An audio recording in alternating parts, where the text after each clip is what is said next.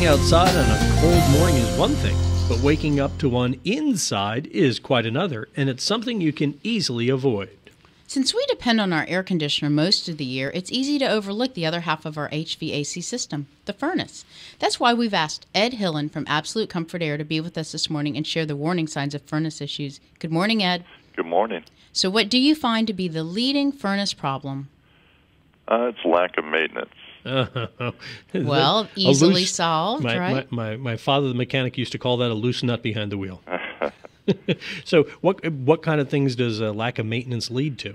Well, for example, if the evaporator coil hasn't been cleaned or the blower wheel hasn't been cleaned in a period of time, when the furnace comes on, it allows it to build heat and maintain heat. It starts bouncing off limits and, prematurely shut down and so on safety. So that's when I hear my furnace starting and stopping and starting and stopping? That could be one of the problems, yes. Okay. Are there other early warning signs we can watch for?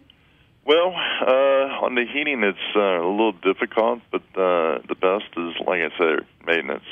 And I prefer, get the maintenance done in the early spring or early fall before, you think about using the heat. But when you get deeper into the cold weather, do you find that you're starting to get a lot more urgent calls? Correct. Yeah. And so when you go out there and you get to work and you find these problems, what kind of turnaround is there to getting a furnace put back online?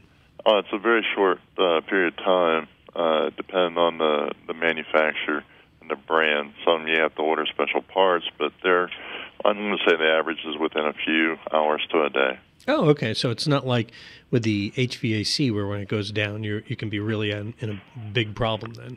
Yes. Okay. So what is the lifespan we can expect from a furnace, Ed, typically? There again, it goes on the brands, but I'm going to say average furnace replacement with the technology that's out there today, 15, 20, 25 years. All right. Is there? That's the second time you've made reference to brand. Are there brands you recommend over others? Well, obviously, your American Standard and your Trane, they're a much better quality piece of equipment, so therefore they're going to last a lot longer. But they're all UL approved, so they're all checked on the government efficiencies and stuff. Can these furnace issues ever be dangerous, Ed? Yes. How so? Well, if you're leaking carbon monoxide, which is another reason why they need to be checked from year to year. Some folks say, well, I had it checked last year and it's fine, but this year, I'm noticing some problems. So you want to get a sensor somewhere in the house. Where do you recommend putting those? I recommend one on each floor, and normally in the bedroom. Downstairs and upstairs. Okay. You can keep your inside warm when it's cold outside by taking good care of your furnace year-round, as Ed recommends. Learn more about keeping comfy by visiting AbsoluteComfortAir.com. Thanks for being with us, Ed. Thank you.